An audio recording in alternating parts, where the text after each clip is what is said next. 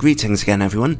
I've been feeling a bit reflective recently and I've decided to uncover some dark repressed memories from my past, get them out in the open and just deal with them. So here they are, 7 camera lenses that seriously vexed me, lenses that I hated testing for one reason or another. I try and be nice and positive in every video I make, but now it's time to unleash the beast and get a few things off my chest. Thank you in advance for the therapy. This is one of the monthly videos for my supporters over on Patreon, but I share every 10th video I make over there with all my YouTube subscribers to encourage you to check out my Patreon page. Take a look at it down in the description below, and also there you'll find links to the original reviews of these lenses and bits and bobs themselves, in case you want to share my misery. Let the nightmares begin, and in chronological order. First up, the Tokina 16-50mm f2.8. This is one of Tokina's oldest lenses, long since discontinued, but I was so curious about it at the time and there were few reviews available on the internet for it. It turned out to be soft and had weird image quality issues that took me a while to fully understand, as I was still a bit inexperienced in testing back then. But what really drove me crazy was its horrible autofocus motor, which whirred and clunked away, eventually and inaccurately giving you its best guess as to whether the lens was in focus or not. I was never so glad to finish testing anything. One thing I can say for it though is that it's pretty tough surviving this little fall. Oh, sugar. I had to sell this lens on eBay afterwards in order to finance a trip to South Korea, but the doofus who bought it off me changed his mind after paying for it.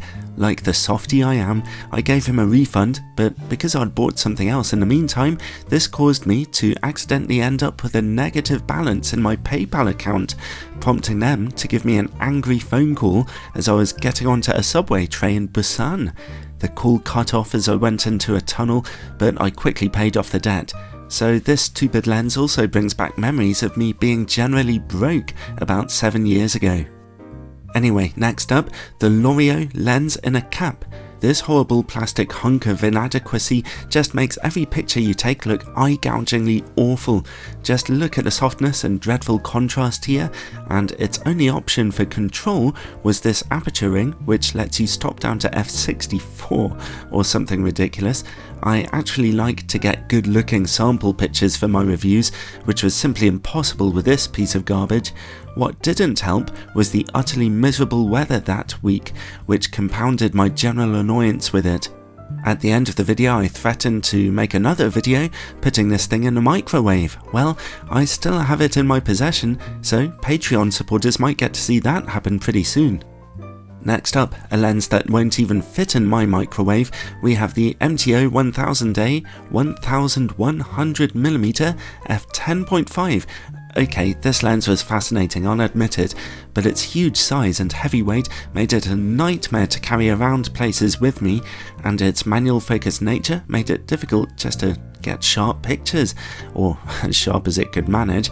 And something that takes me a particularly long time is testing lenses with huge focal lengths, as it makes setting up my test chart a bit tricky, as you might imagine. I held on to this lens for a few years after testing it, on the off chance I'd never ever need an extreme telephoto optic, but eventually I sold it on.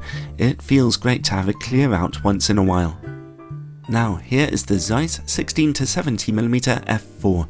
This highly expensive lens was meant to be the great solution for anyone shooting on a Sony aps-c camera, but it turned out to be softer than a velvet-lined swimming pool filled with marshmallows, particularly in its image corners, and I had the distinct non-pleasure of having to report the bad news to everybody. Thank goodness other reviewers on the internet had already reported on those problems, otherwise I would have felt the need to waste time testing a second copy of it.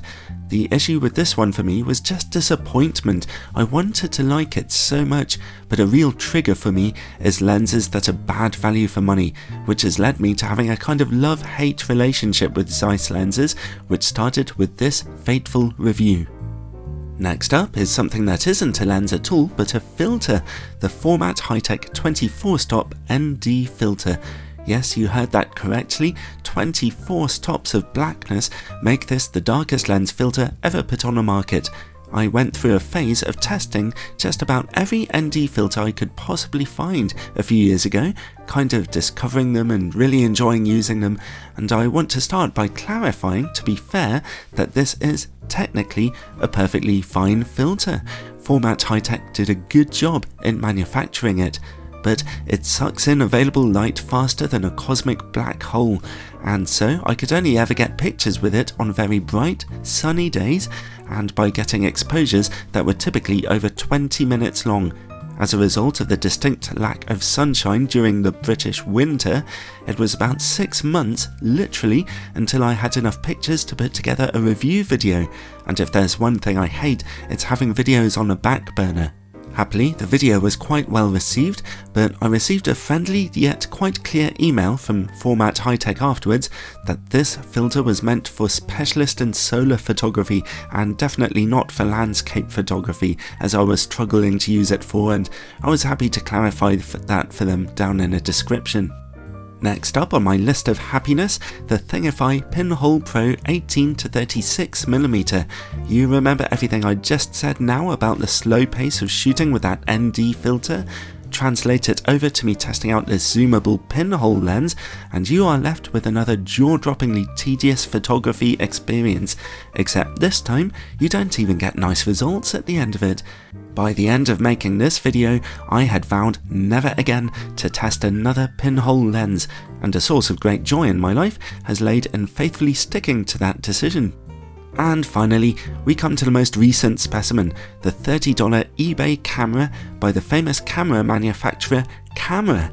I decided to put the lens on this thing through my usual tests just for a laugh, and the Orwellian description of my final conclusion would be double plus ungood. Just watch the review on this one and you'll see the various issues I had with it. I had to spend so long just getting my head around all of its marketing lies and figuring out the best way to summarise them, and I needed to eat lots of chocolate afterwards to cheer me up, as it was such a depressing experience. And now, well, I need to lose weight. Gah, stupid camera. Well, anyway, that's enough of that now, I think. What is your worst ever photography experience? Tell me all about it in the comment section below, and we'll share a bit of group therapy together. I promise that's all the negativity out of my system now. See you next time.